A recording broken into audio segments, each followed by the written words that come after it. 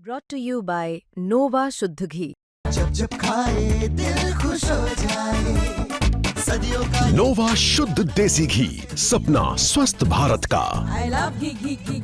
वो प्रोफेसर थी तो उनसे एक्सपेक्टेशन थोड़ा शायद ज़्यादा रहे होंगे, तो इस वजह से वो कई बार जैसे ऑस्ट्रेलिया या यूरोप की मेरे से एक बार बात की थी उन्होंने कि यार ऐसा है कि चला जाए उधर, दोनों लोगों को सर्विस इजीली मिल जाएगी और हम लोग आसानी से अच्छे से रहेंगे वहाँ पे। तो उनका मन था कि कहीं बाहर शिफ्ट हुआ। हाँ, अच्छी लाइफ गुजारेंगे।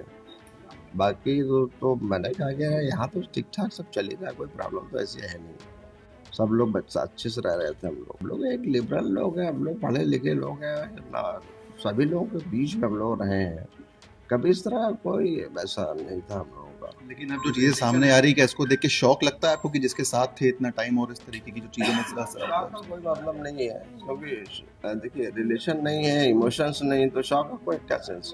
जिस डॉक्टर शाहीन के लिए कहा जा रहा है कि वह भारत में जैश का महिला जो नेटवर्क है उसे संभालती थी, उनके जो हस्बैंड है, एक्स हस्बैंड, वो हमारे साथ बात करने के लिए मौजूद है जफर हयात। जफर जी, ये बताइए कि इस कार्रवाई का जब आपको पता लगा कि शाहीन इस तरीके की चीजों में संलिप्त है या उसके ऊपर इतनी कार्रवाइयां हुई हैं, तो आपको क्या क्या रिएक्शन था?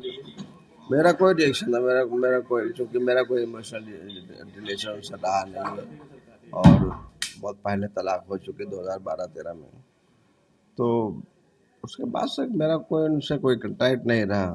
पहली मुलाकात आपकी उनकी कहाँ हुई थी? और मुलाकात तो बेसिकली अरेंज मैरिज थी, तो मुलाकात वगैरह तो ही नहीं थी, घर वालों ने अरेंज किया था। उसके बाद शादी हुई, शादी के बाद मैं तो सर्विस में था ही, और उनकी आते ही तुरंत फौरन सर्विस लग गई यहाँ पे, medical college, GSV medical college Kanpur में, वो असिस्टेंट प्रोफेसर बन गए। हम साथ साथ रह रहे थे। तो ये बताइए कि किस वजह से आप लोगों की लड़ाई हुई या जो डिफरेंसेस आए कि आप लोगों को ऐसा कोई डिफरेंस हम लोग आपस में कुछ नहीं था, कभी ऐसी कोई प्रॉब्लम नहीं थी, हम लोग में आपस में कोई कॉन्फ्लिक्ट नहीं था। कॉन्फ्लिक्ट था कुछ होगा उसके बाद ही तलाक हुआ? उनका ये था कि चूँकि वो प्रोफेसर थी तो उनसे एक्सपेक्टेशन थोड़ा शायद ज़्यादा रहे होंगे, तो इस वजह से वो कई बार जैसे ऑस्ट्रेलिया या यूरोप की मेरे से एक बार बात की थी उन्होंने कि यार ऐसा है कि चला जाए उधर, दोनों लोगों को सर्विस इजीली मिल जाएगी और हम लोग आसानी से अच्छे से रहेंगे वहाँ पे। तो उनका मन था कि कहीं बाहर शिफ्ट हुआ। हाँ, अच्छी लाइफ गुजारेंगे। बाकी तो मैंने कहा कि यहाँ तो ठीक ठाक सब चलेगा, कोई प्रॉब्लम तो ऐसी है नहीं, सब लोग बच्चा अच्छे से रह रहे थे हम लोग। तो देश के बाहर शिफ्ट होना चाहती थी कहीं? देश के बाहर वही है, यूरोपियन कंट्रीज में यूजुअली जाना आदमी पसंद करता है। ऑस्ट्रेलिया का उनका इरादा ज़्यादा था, क्योंकि ऑस्ट्रेलिया उनको अच्छी जगह लगती थी, पसंद थी उनको। अब मेरे से एक बार बात हुई, बहुत डिटेल में कोई बात नहीं हुई है। मुझसे ये कहा कि आप चलना पसंद करोगे, ज़्यादा अच्छा वहाँ पे चांसेस बहुत अच्छे हैं, हम लोगों का अच्छा फ्यूचर रहेगा। मैंने बोला यार यहाँ पे कौन सा बुरा, सब बढ़िया, फर्स्ट क्लास। भारत में रहना चाहते थे वो? और क्या, दूसरी चीज़ के सारे रिलेशन यहाँ पे हमारे हैं। ये बताइए कि जो बातें सामने आ रही हैं कि रेडिकलाइज जो है वो किया गया या जो तमाम इस तरीके की वो गतिविधियों में संलिप्त थी, आप इतने साल साथ में रहे, तब आपको ऐसा कुछ नहीं लगा? बिल्कुल नहीं, बिल्कुल भी नहीं था, ऐसा कुछ भी नहीं था।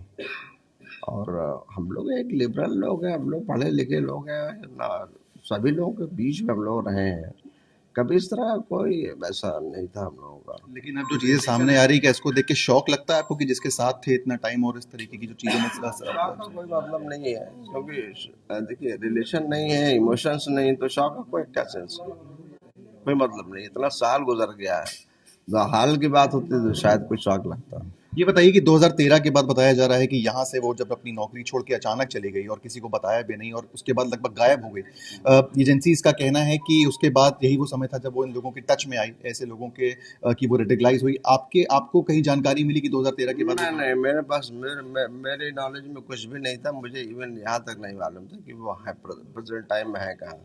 इनके जो भाई हैं परवेज, जिनके घर से जो है तमाम तरीके के जो एक्सप्लोजिव हैं वो बरामद हुए हैं, उनसे आपकी बातचीत होती थी? उनका नेचर कैसा था, किस तरीके का? इस वक्त स्टडी कर रहे थे, एमबीबीएस कर रहे थे, फिर एमडी किया है, तो बातचीत तो बहुत ही कम होती थी, क्योंकि अब भाई डॉक्टर लाइफ में तो बहुत कम टाइम मिल पाता है। एमबीबीएस के दौरान भी आपने देखा होगा शायद, या एमएस के दौरान तो बहुत बहुत ज़्यादा बिजी लाइफ होती है, तो आदमी इन सब चीज़ों में ज़्यादा पढ़ भी नहीं सकता। दूसरी चीज़ ये है कि उनके, जैसे आपने भाई से कहा, तो भाई से कभी कभी कांटेक्ट हो जाता था, कभी आते थे, कभी घर पे एक आध दिन अपना रुकते थे, चले जाते थे। तब आपको भाई से बातचीत करके भी नहीं लगा कि इस तरीके का पूरा निर्णय लें? कुछ नहीं, बिल्कुल भी नहीं। कि अपने आप में रहते ज़्यादा बात नहीं करते थे? ना बिल्कुल नॉर्मल सब रहते थे, कोई एक्स्ट्रा कोई इस तरह की बात नहीं होती।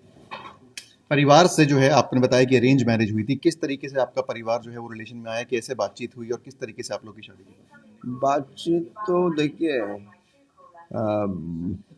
उसमें जो मैरिज ब्यूरो है उस पे दिया था हमने अपना एडवर्टीजमेंट, तो उसमें उनकी तरफ से भी कुछ कॉल्स आई थी, तो हम लोग उनसे मिलने गए, हमारे घर वाले, फिर उनको पसंद आ गया रिश्ता, तो शादी कर लिया।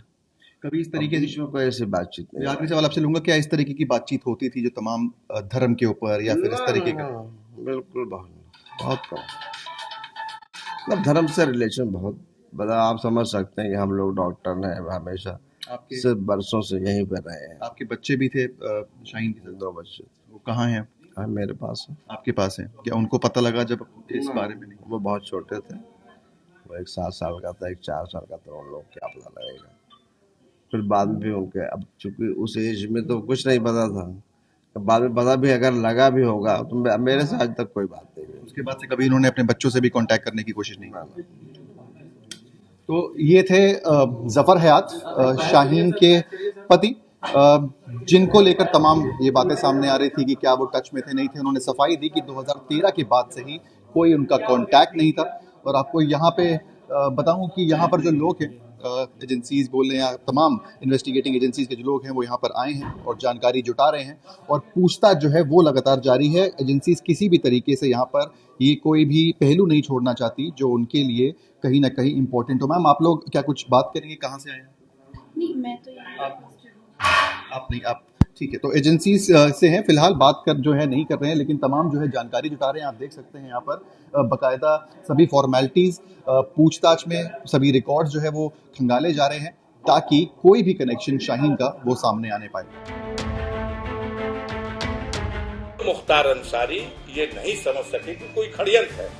उन्होंने 8 फोर्स के जवानों को, फोर्स है वो, फोर्स के असलहे है वो, एक सिंगल भी कोई असला मुख्तार के पास नहीं था। कृष्ण राय की हत्या का मामला है, मुकदमा हुआ है। मुख्तार अंसारी जिस डेट में घटना है उस दिन जेल में है। मुख्तार अंसारी के LMG के बरामदगी की बात थी, गलत, झूठ, 1000% झूठ। योगी जी को आजमगढ़ में घेरा गया था, मुख्तार घेरवाए थे, मुख्तार से कहीं भेंटे नहीं थी। अब ये चुनाव में 5 मीटिंग किए थे योगी जी, अब 5 क्षेत्रवा में हरा दिया है। आप क्या समझते हैं नतमस्तक हूँ? तो इस गलतफहमी में कोई मत रहे, नतमस्तक नहीं।